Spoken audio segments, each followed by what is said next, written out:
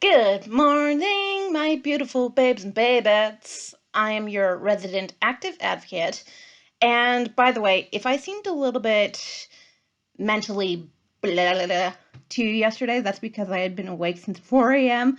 Today I woke up at 5 a.m., so yay, victory. I would like to address with you the last of the gazes today, which is the grotesque gaze. And as with the monstrous gaze, this one frames the person with the disability as very much more the other than a lot of the other gazes do. This one intentionally widens the gap between that which is accepted in society and that which is not. And oftentimes it is the ugly, the contagious, or what we believe to be the ugly and the contagious that is not accepted in any society, because no one really likes the sight, just instinctually, of things that diverge or seem to diverge from them as much as this gaze would imply. So when I speak of the grotesque gaze, I speak primarily of things that are very visible in another person, and not necessarily of the more mentally mentally inclined disabilities, but much more so of the physically inclined ones. So you're not going to get the grotesque gaze as much with, say, a blind or a deaf person or visually impaired or hard of hearing person. It's going to be much more with people who are much more obviously or much more severely disabled. So let's say people who use a wheelchair who are not elderly, or people who have limb deformations, like let's say they have a shrunken arm or something like that, or microcephaly, things like that, which look very, quote, different from what we have learned to expect, given that science has largely been able to erase many of these so-called deformations of the body, though things will still happen genetically and there's no preventing that. There are in utero cures, or at least treatments to these sorts of things nowadays, like especially with the children of thalidomide. We know that thalidomide was a drug that caused horrible deformations in a lot of children who were born while their mothers were taking thalidomide. But nowadays we have things like folic acid that can prevent these sorts of things from occurring. That and the fact that thalidomide is no longer widely used, if at all. I'm not entirely sure about the statistic on that. If someone could leave it down in the comments if they know better than I do, that would be awesome.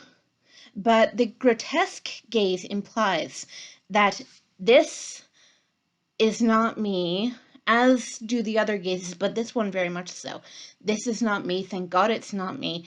I don't want to be this. And there's this element of abject fear of this perceived other, because it is so other than what I am. I mean, you've already noticed, I'm sure, that I am blind in this eye. It kind of wanders on its own, sort of does its own thing.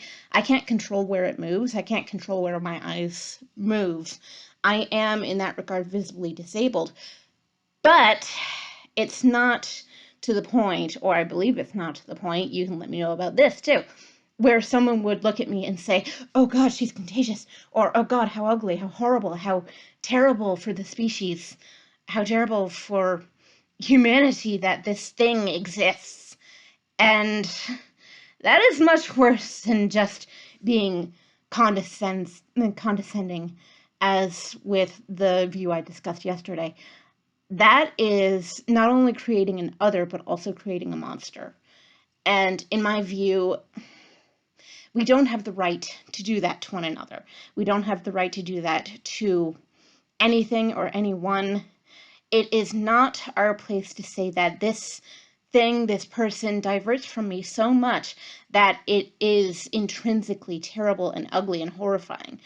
To say that something is intrinsically terrifying and horrible, that implies that you are somehow wonderful and glorious and special, which I don't believe that. I mean, I know that we all have different native talents, that we all have different native abilities, that, we all look different from one another, and some people are perceived by society, by not only Western society, but the whole of the planet in terms of the human gaze as being more desirable versus less desirable.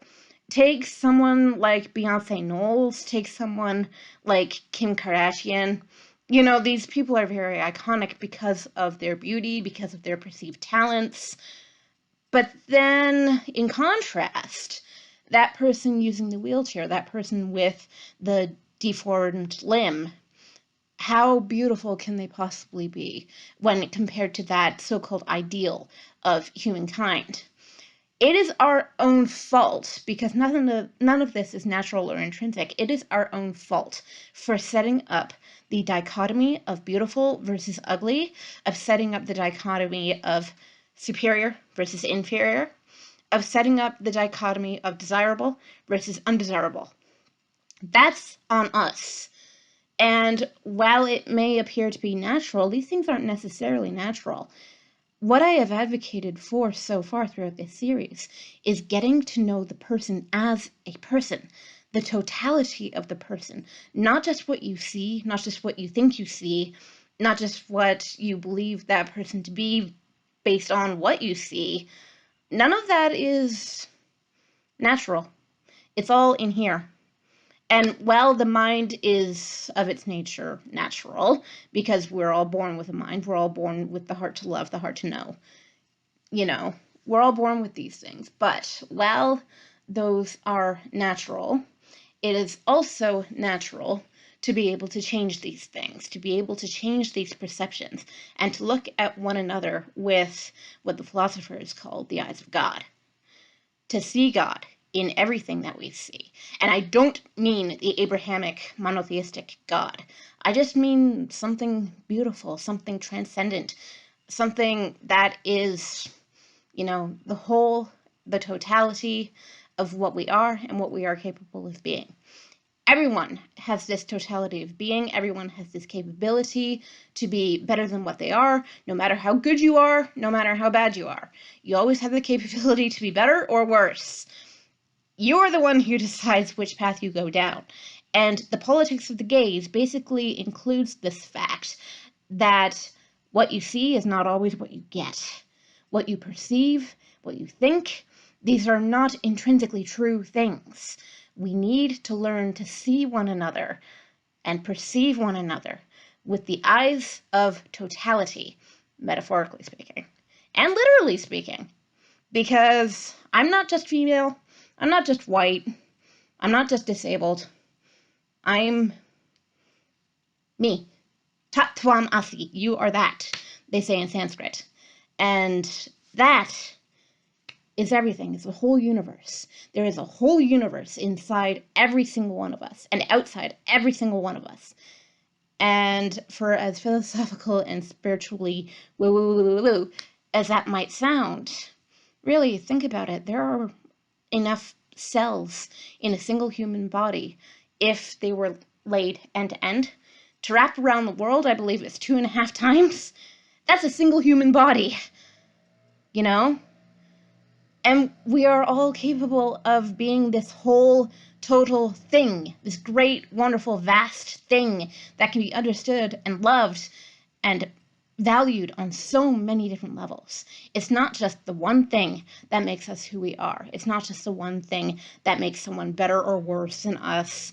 I don't believe in that dichotomy. And I encourage all of you to see the totality of every human being you look at and see as better or worse than yourself. Thank you very much for listening. You are wonderful. You are beautiful.